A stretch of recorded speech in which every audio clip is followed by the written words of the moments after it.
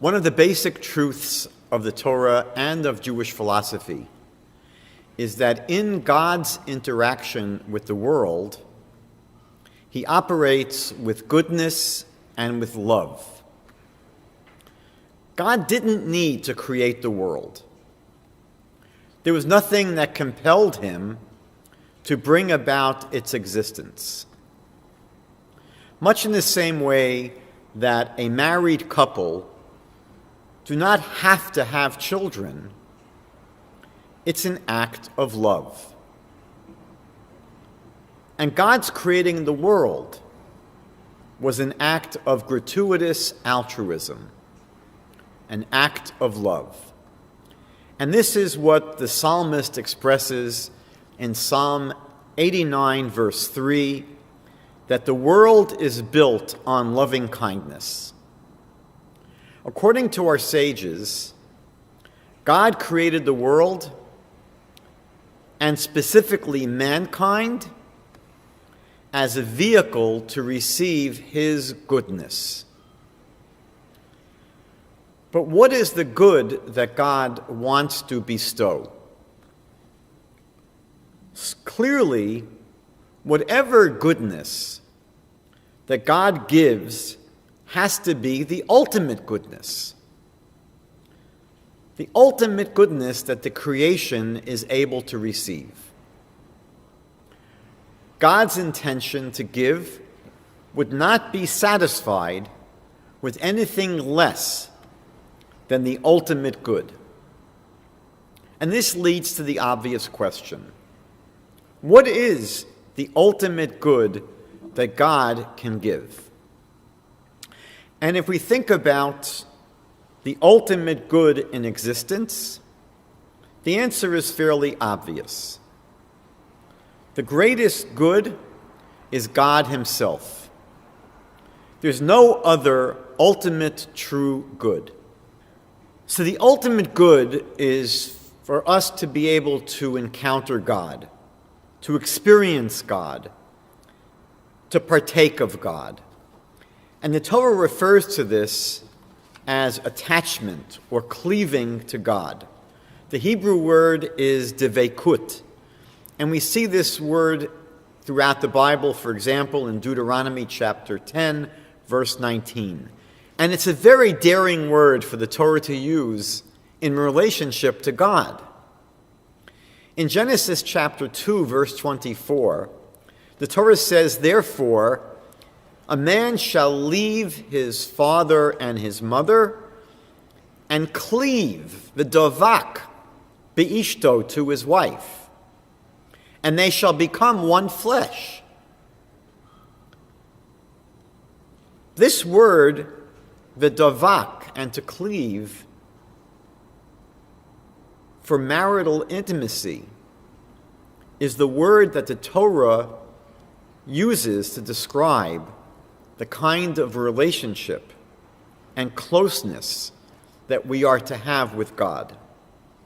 The ultimate goal of creation is that we should come close to God. Rabbi Moshe Chaim Luzzatto, writing in the 18th century, in his classic Mesilat Yesharim, The Pathway of the Upright, says that man was created for the sole purpose of reveling in the eternal and delighting in the splendor of the divine presence. This is the ultimate joy and the greatest of all pleasures in existence. It's because cleaving to God alone is the true absolute perfection that King David wrote in the book of Psalms, chapter 73, verse 28, "But as for me, closeness to God is my good." Now that we know our purpose in life, we have to think about how do we achieve this closeness to God. The first step is simply to want to be close to the Almighty, to truly desire to be in a close relationship. King David expresses this beautifully in Psalm 63, verse 2. He writes, "O God, you are my God. I seek you. My soul thirsts for you. My flesh longs for you." And David expresses this as well in Psalm 27, verse 4. He says, "One thing I've asked of the Lord. This is what I seek, that I dwell in the house of the Lord all the days of my life, to behold the sweetness of the Lord and to visit in his sanctuary." In the beginning of the 6th chapter of the book of Exodus, God says to Moses, he tells Moses, "I appeared to Abraham, to Isaac, and to Jacob." This is not a very difficult or ambiguous phrase. No one would have a problem understanding it. God simply says to Moses, "I appeared to Abraham, to Isaac, and to Jacob." Rabbi Shlomo ben Yitzchak, known as Rashi, wrote a vitally important commentary to the Bible about 1,000 years ago in France, and he sought to clear up difficulties in the biblical text. Even though there doesn't seem to be any problem in this biblical passage, Rashi felt it was important to comment on this phrase, "I appeared to Abraham, to Isaac, and to Jacob." Rashi very cryptically writes to the Avot, to the patriarchs. This is very, very hard to understand. Rather than clearing up any issues, and there really aren't any issues with this phrase, Rashi only seems to inject a very confusing comment here. Why would he have to tell us here that Abraham, Isaac, and Jacob are the Avos, are the patriarchs? We already know this from the book of Genesis, and we see it earlier in the book of Exodus, before we reach here in chapter 6. Several commentaries to Rashi explain that, in fact, Rashi is not coming to tell us here or to help us understand who God appeared to. That wasn't the point of Rashi's comment, because that's self-evident in the verse. Rather, Rashi is coming to explain to us why God appeared to them. Why did God appear to Abraham, to Isaac, and to Jacob? And Rashi says, because they were avos. And the word avos doesn't only mean fathers or patriarchs. The Hebrew word can also mean to want or to desire. And this is why God appeared to Abraham, to Isaac, and to Jacob, because they were avos. They were people who wanted God in their lives. And this is the crucial first step to becoming close to God. We have to want it. We have to desire it. Rav Shalom Noach Brzezowski, the Slonim Rebbe, discussed a difficulty with the Torah's commandment to believe in God. We know that it's the first of the 10 commandments. Because for the person who already believes in God, there's no need to have a commandment. And for the person who doesn't believe in God, you can't just command them. It can't be turned on like a water faucet. This is something that the non-believer can do, to seek God, to try to believe, to yearn for an understanding of God's reality. And the believer certainly can strive to deepen their faith in God and their relationship with God. And so the Torah teaches us in Deuteronomy chapter 4, verse 29, that from there you will seek the Lord your God, and you will find him if you search for him with all of your heart and with all of your soul. The Kotzker Rebbe here adds that even after you have found God, you must continue to seek wholeheartedly, because God is infinite. And you may think that you've discovered him, but there's always so much more. Rav Saadia Gaon, living over 1,000 years ago, had a prayer that he would say each morning.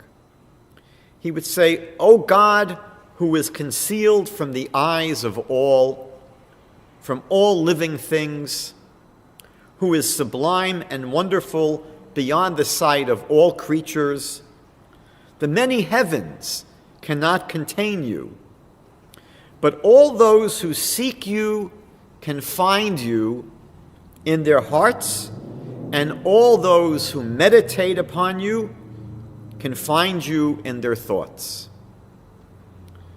Our world in Hebrew is called olam. Olam is the Hebrew word for world. And this word can also mean concealed. The world is called olam to reflect the idea that the Creator is concealed within the creation and not plainly visible to us. Isaiah, the prophet Isaiah, in chapter 45, verse 15, teaches just this. He writes, "Indeed, you are a God who conceals himself." Rabbi Israel Baal Shem Tov, the founder of the Hasidic movement, gave a parable for this of a father teaching his child how to walk. And as a child takes their first tentative steps towards their beckoning parent, the father moves away from the child to encourage the child to keep moving forward. And so the Baal Shem Tov explained that so too God sometimes withdraws from us, withdraws from the world, not as a sign of rejection, but to arouse us, to intensify our yearning and search for him. And God assured us that if we seek him wholeheartedly, we will find him. The Kotzker Rebbe, Rav Menachem Mendel Morgenstern, famously expressed this when he asked his students, "Where is God?" And they offered various answers, but finally he says, "No, God is wherever you let him in." Practically speaking, what can we do to bring ourselves close to God? We don't need to invent our own program. God gave the Torah to guide us in life. The word Torah literally means instruction. God created us and obviously knows what's best for us. Just like the manufacturer of any product provides an instruction manual, God provided an instruction manual for life, for us, the Torah. One of the great Jewish philosophers of all time was the Maharal of Prague. Writing in the 16th century, he teaches in his work Nesivos Olam, the pathways of the world, that the purpose of all the commandments of the Torah is to bring us to devekus, attachment to God. That is ultimately the purpose of all of the instructions that God gives us in his Torah. The Zohar, the ancient Kabbalistic work, teaches that the Torah has 613 commandments, and that these are essentially 613 different pieces of advice and guidance on how to get close to God.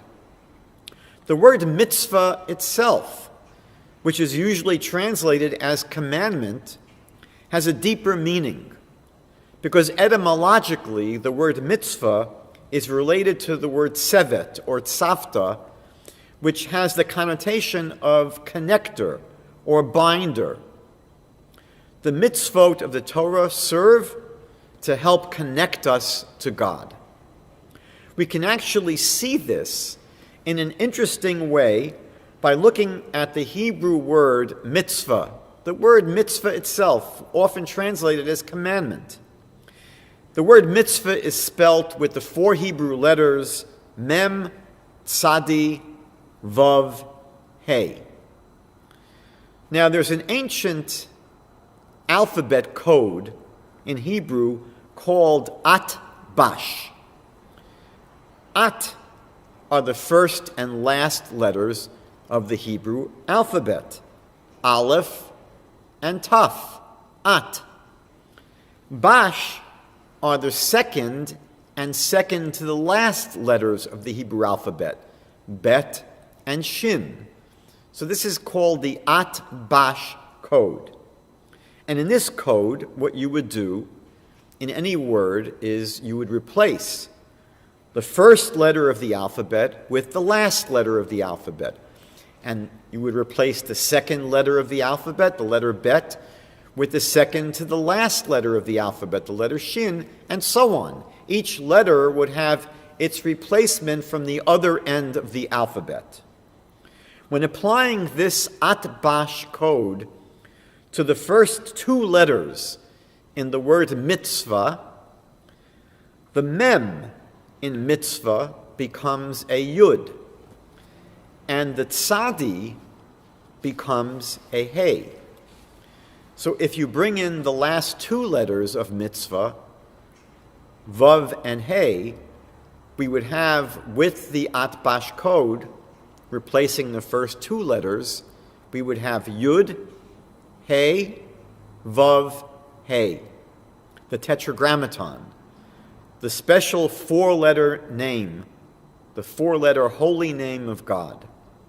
And so this illustrates the idea that we've been discussing, that a mitzvah, commandment, comes to bind us. And the at-bash code shows us that the mitzvah comes to bind us to God. Now, there are numerous ways in which the Torah and its commandments help us connect with God. Number 1, when you fulfill a request of your parent because you love them and you respect them, that compliance draws you closer to them. And similarly, when we obey God and fulfill His commandments, that act of devotion and obedience brings us closer to Him. Number 2, our sages teach us that the 248 positive commandments of the Torah correspond to the 248 limbs and parts of the human body. And the 365 prohibitions of the Torah, the negative commandments, correspond to the body's 365 sinews. The idea here is that the mitzvot of the Torah have the ability to purify and to perfect us. They raise us beyond and above the mundane, physical world into being more spiritual beings. And this removes many of the barriers that impede our ability to bond and to connect with God and to facilitate a stronger connection with Him. And number 3, God reveals Himself to us in the Torah, just like, and actually even much more than an artist reveals something about themselves through their art. When we learn the Torah, we are, so to speak, entering into the mind of God. Like someone who is in love will read and reread love letters that were sent to them. The Torah is Hashem's love letter, and we can encounter him in its pages.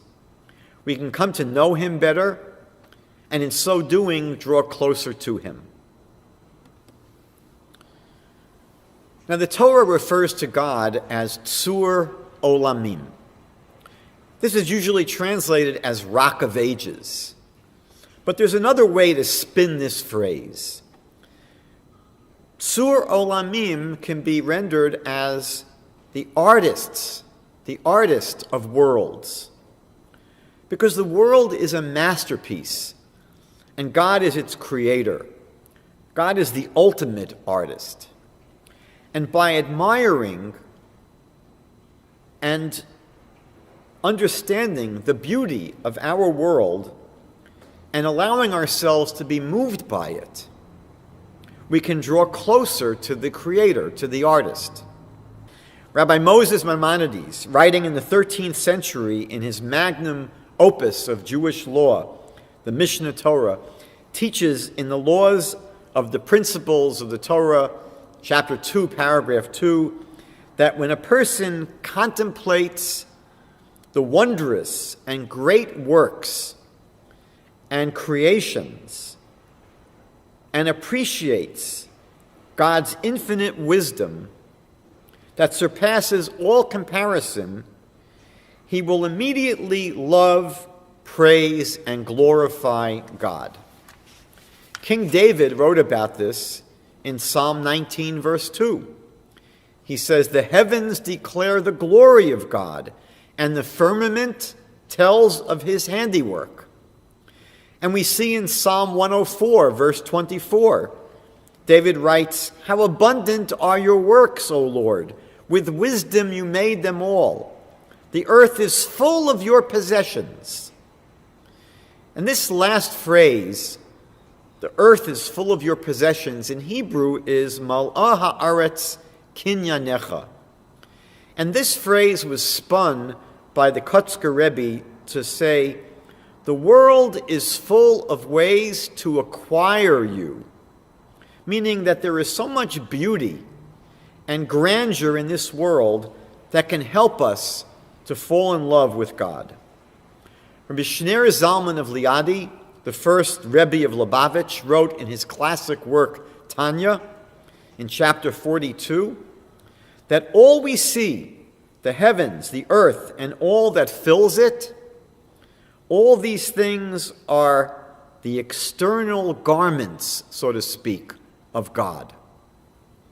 And so the ability to connect with God through appreciating his creation led Rabbi Abraham Ibn Ezra to write in the 12th century the following poem.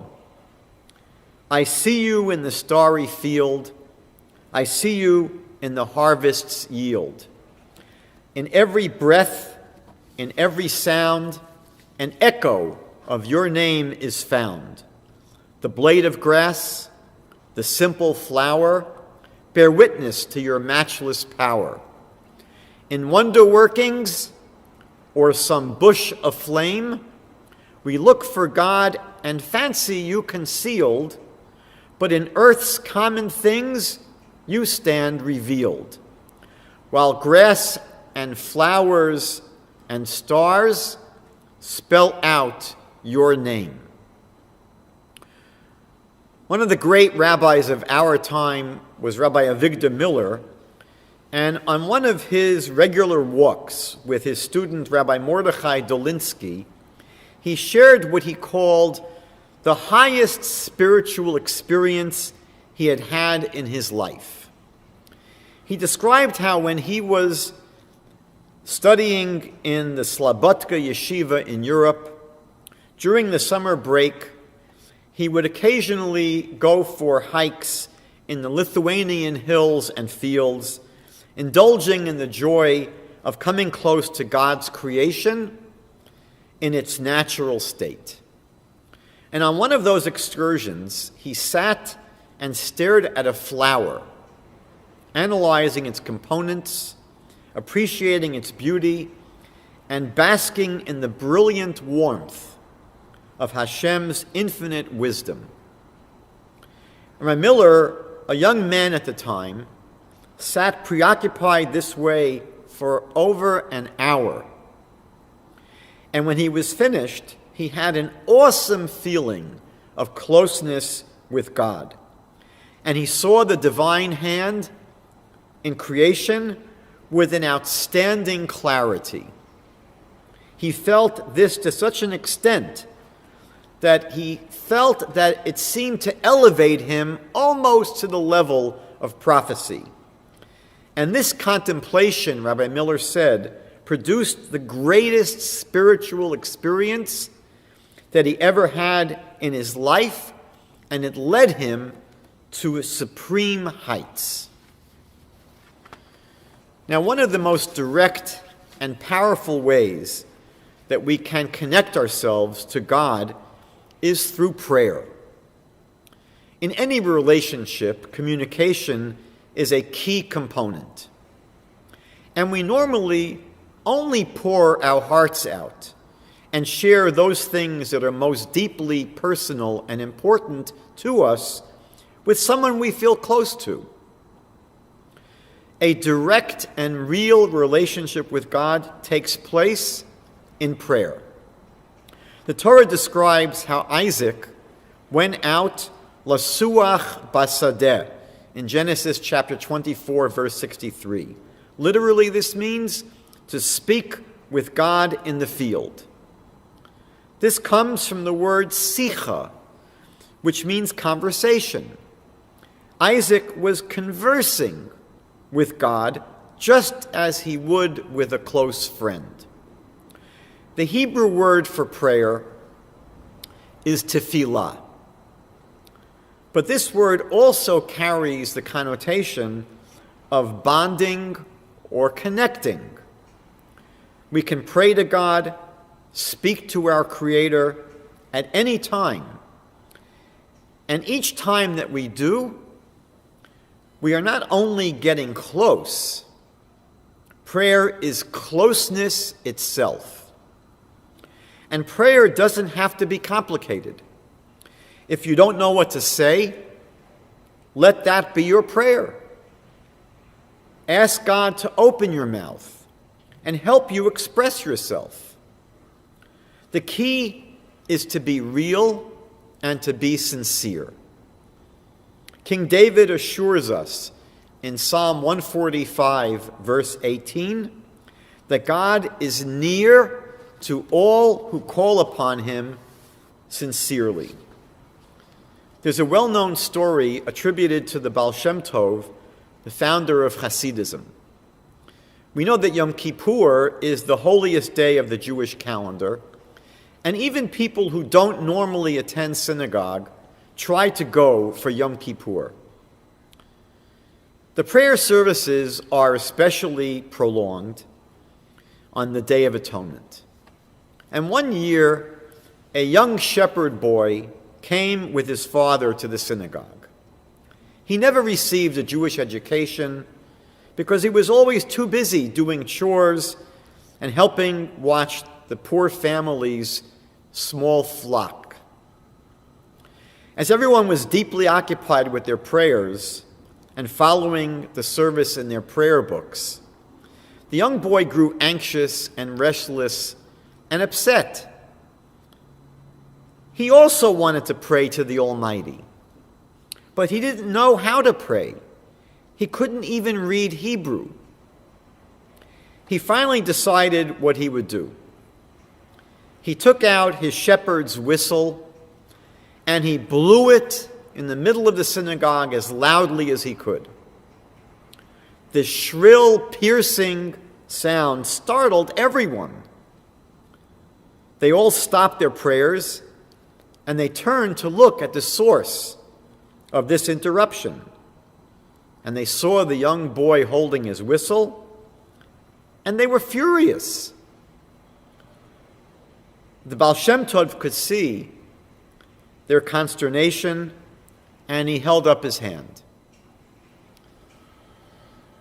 He spoke from his heart to the congregation, and he told them that their prayers the prayers that they've been saying year after year, were not reaching the heavens. Perhaps they lacked real passion. Perhaps they lacked some sincerity. Perhaps it was a little bit rote. But the Baal Shem Tov said that this boy's whistle, which he blew from the depths of his heart, he was trying so hard to connect with God, this boy's whistle was able to accomplish what none of us could accomplish, the Baal Shem Tov said. He put his entire soul into what he did. He desperately wanted to communicate with his Father in heaven. And because he was totally sincere, he opened the gates of heaven so that even our less intense prayers could reach their mark. Our sages teach that God has tremendous desire to hear our prayers because he loves us so much. Just like parents yearn to hear from their children as often as possible, God wishes to hear us speaking to him. In our prayers, we express our gratitude for all the things that God blesses us with. Appreciating how much we receive from God brings us closer to him because we see how much he loves us, how much he cares about us, and how much he's involved with our lives. We begin each day, as soon as we awaken, by thanking God for giving us another day of life. Modeh ani lefanecha. I gratefully thank you, O living and eternal King, for you have returned my soul within me with compassion. Abundant is your faithfulness. Unfortunately, so much of what we receive, we take for granted. Most people don't think too much about their breathing. It happens on its own. The last verse in the book of Psalms, at the end of chapter 150, says, Kol haneshama tahalel Yah. Let every soul praise God. But the word for soul, neshama, is related to the word neshima, which means breath. Our sages teach that we should be thankful for each and every breath that we receive. We don't take a breath. We receive breath from the Almighty. Practicing this kind of gratitude through our prayers certainly helps us connect to the Creator. And in our prayers, we ask God for those things that we need and that the world needs. Approaching God in this way drives home the point of how dependent we are on him, and this also draws us closer to God. Now, we've been speaking about ways of getting close to God. Obviously, this has nothing to do with something like a football player getting closer to the goal line. We all understand the concept of closeness in the physical realm. Two things or two people get closer to each other as the physical distance between them diminishes. But how do we understand the idea of closeness in the spiritual realm? God is not physical. God does not have a body. So what do we mean when we speak about drawing close to God? The sages in the Talmud, in Tractate Sota, page 14a, actually contemplate this question. They focus on the verse in the Torah in Deuteronomy chapter 13, verse 5, that says, "You shall follow the Lord your God, revere him, keep his commandments, obey him, serve him, and attach yourselves to him." And the sages ask, how can you attach yourself to God? How is that possible? And they answer that we can do this by imitating his attributes. What the Talmud is teaching here is that in the spiritual realm, closeness is defined by similarity. The more two entities resemble each other, the closer they are spiritually. Rabbi Aryeh Kaplan explained that this idea is clearly taught in a rabbinic midrash to the verse in Leviticus chapter 19, verse 2, which says, "You shall be holy as I, the Lord your God, am holy. You shall be holy as I, the Lord your God, am holy." And the midrash teaches that this biblical verse helps us understand two other passages in the Bible. One is Deuteronomy chapter 4, verse 4, which says, "You who have attached yourselves to God are all living here today." And the second verse is from the book of Jeremiah, the prophet Jeremiah, chapter 13, verse 11, which says, "As a loincloth clings to a man's waist, so shall the whole house of Judah cleave to me." That's God speaking. So the midrash here is addressing the question of what does it mean to be attached to God or to cleave to God? And the midrash tells us that these passages are explained by the verse in Leviticus, "You shall be holy as I, the Lord your God, am holy." We bind ourselves to God by seeking to resemble him. And the Talmud in Tractate Sota gives some examples of what this means. We see in Genesis chapter 18 that God visited the sick when he appeared to Abraham after his circumcision. We as well, the Talmud says, should visit the sick. The Torah tells us in Deuteronomy chapter 34, verse 6, that God buried Moses. So we too should involve ourselves in helping to bury the dead. In Exodus chapter 16, verse 4, we're told that God provided manna for the Jewish people in the desert when there wasn't any other food after they left Egypt. We as well should help feed those who were hungry.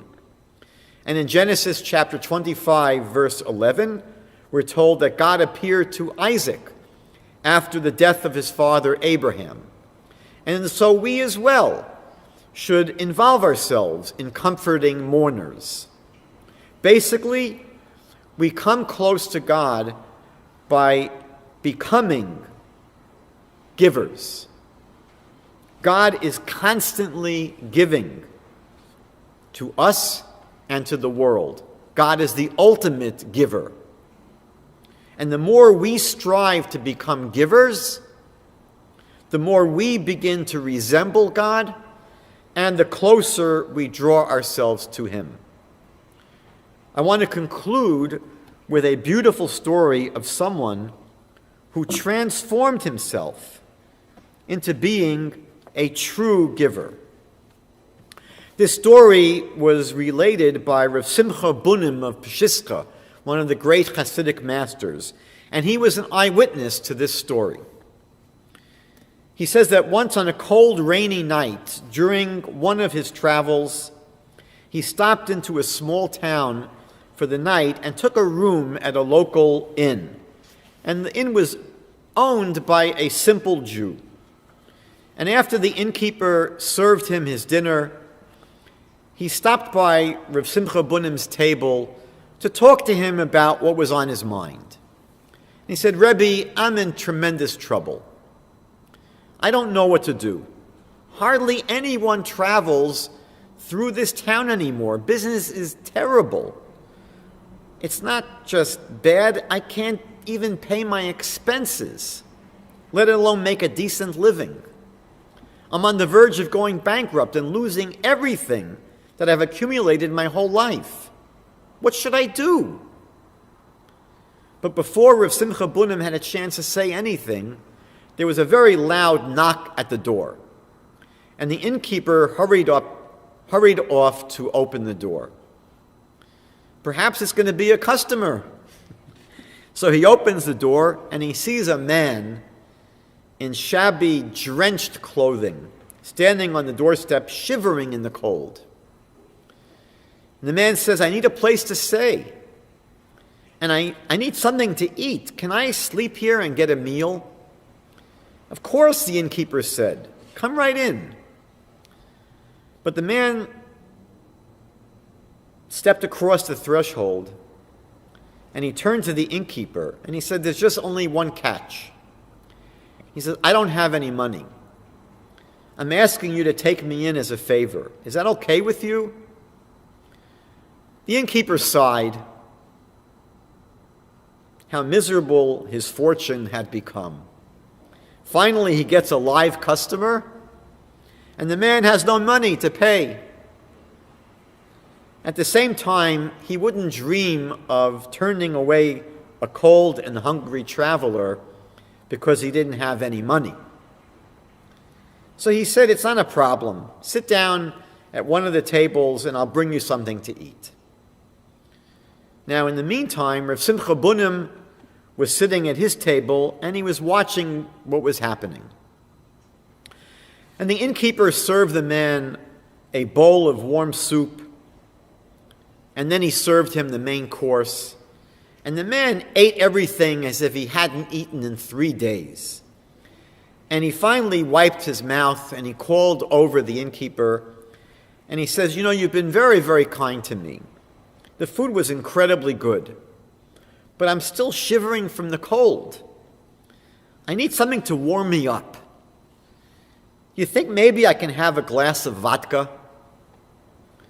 And the innkeeper nodded and he said, all right, I'll give you a glass of vodka. So he went over to the barrel and he poured a glass of vodka. And he looked at the glass and he spilled it on the ground. And he filled another glass with vodka and he looked at it again, and again he spilled it on the ground. And he did this a third time as well. The fourth time he filled the glass up, and now it seemed to satisfy him. He didn't spill it this time. Instead, he brought it to the penniless traveler, and he placed it before him, and he walked away. Now, Rav Simcha Bunim was astonished by this, and he asked the innkeeper to please come over. And he says, what are you doing? He says, why were you spilling the vodka on the ground? Vodka is very, very expensive. You tell me that you're having money problems, and then you spill 3 glasses of vodka on the floor? I don't understand. So the innkeeper says, you're right, vodka is very expensive. You know, when this man asked me for a glass of vodka, I was upset.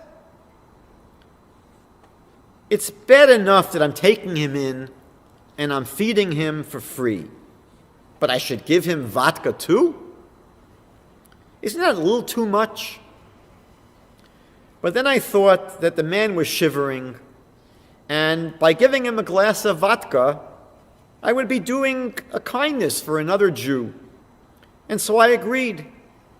But when I poured that first glass, I did it with a little bit of anger and resentment in my heart. It was not poured with a spirit of full generosity. I said to myself, is that how you're going to do a kindness for another person? So I poured it out. And the same thing happened with the second glass and the third glass. But by the time I poured the fourth glass, my anger was gone. My resentment had left. And I considered for a moment, and I was convinced that now I didn't have any ill feelings whatsoever. Now I was finally able to give him his glass of vodka. Here we see a person who would have been doing a tremendous act of kindness, just giving him a glass of vodka regardless of how he felt inside. But this was someone who wanted to really become like God. He wanted to give magnanimously. He wanted to give out of a feeling of generosity and a feeling of love. And if we can transform ourselves like this, to become real givers like God, we ultimately draw tremendously close to our Father in heaven.